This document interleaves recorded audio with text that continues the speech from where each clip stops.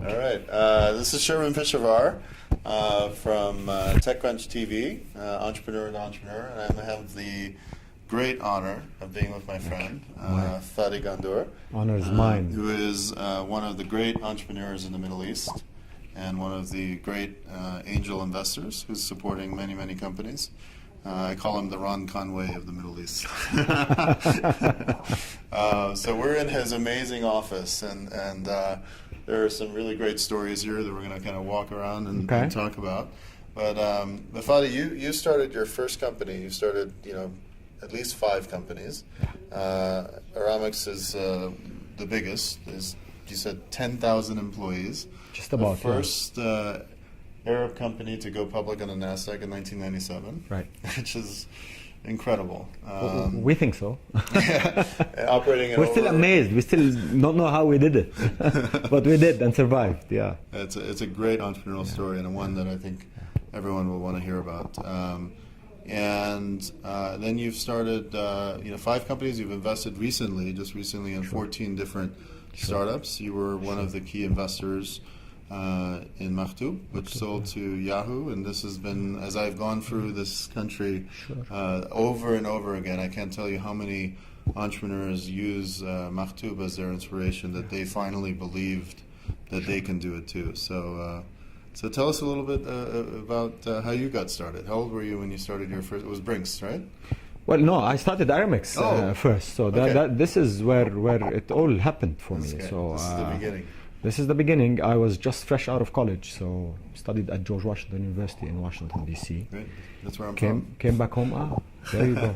My semi-hometown. Yeah, absolutely, D.C. I still know how to drive there, so that is considered like a hometown. But it has changed tremendously. But anyway, so coming back and stumbled into a friend of mine who had a small courier company in the tri-state area.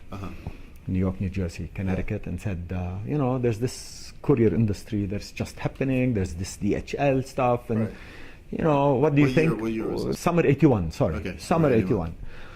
So I said, yeah. He said, maybe the Middle East we should do that in the Middle East. And good idea.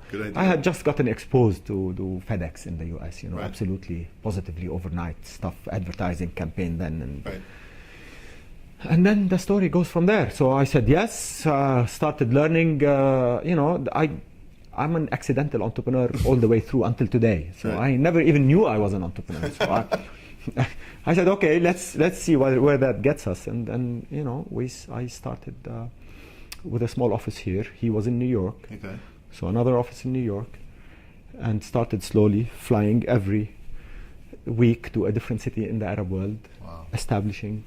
Finding a partner, it was a regulatory nightmare. Post offices were monopolies, didn't want to give licenses. It took us 6 months to register the company here because the post office said, this is our territory. How can you register a courier company here?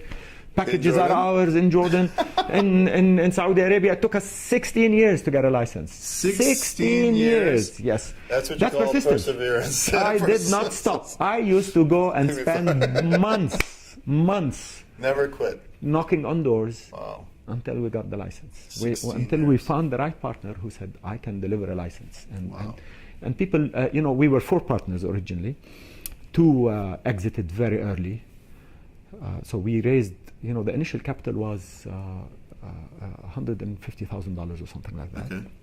So 2 partners said, this is not going to happen. You don't get a license in Saudi Arabia. There is no business. You can't be viable. Right. I said, okay, we'll buy back your shares. So for $25,000, give them back the money.